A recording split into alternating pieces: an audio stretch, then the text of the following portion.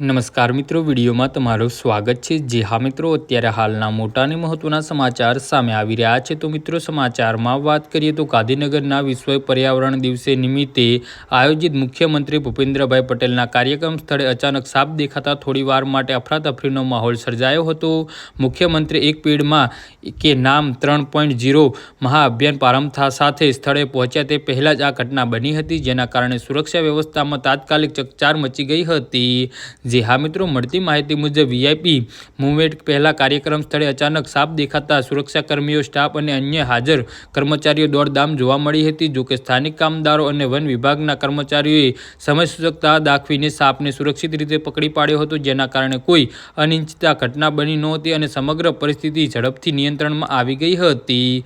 જે હા મિત્રો, સાપને સ્થળ પરથી દૂર ખસેડાયા બાદ કાર્યક્રમ પૂર્વત આયોજન મુજબ શરૂ કરવામાં આવ્યો હતો। મુખ્યમંત્રી ભૂપેન્દ્રભાઈ પટેલના હસ્તે એક પેડમાં કે નામ અભિયાનના ત્રીજા તબક્કાને વિધિવત પ્રારંભ કરવામાં આવ્યો હતો। મુખ્યમંત્રીએ સ્વયં વૃક્ષારોપણ કરીને રાજ્યવ્યાપી મહાઅભિયાનની શરૂઆત કરાવી હતી। તો આ અભિયાન અંતર્ગત ગાંધીનગર શહેરમાં આશરે 5000 વૃક્ષોનું વાવેતર કરવામાં આવશે, જ્યારે સમગ્ર ગાંધીનગરના લોકસભા ક્ષેત્રમાં 50 લાખ વૃક્ષો વાવવાનો મહત્વાકાંક્ષી લક્ષ્યાંક નક્કી કરવામાં આવ્યો છે। પર્યાવરણ સંરક્ષણ અને હરિયાળી વધારવાના ઉદ્દેશ્ય સાથે શરૂ કરવામાં આવેલા આ અભિયાનને લઈ સ્થાનિક નાગરિકો અને વિવિધ સંસ્થાઓમાં પણ ઉત્સાહ જોવા મળી રહ્યો છે।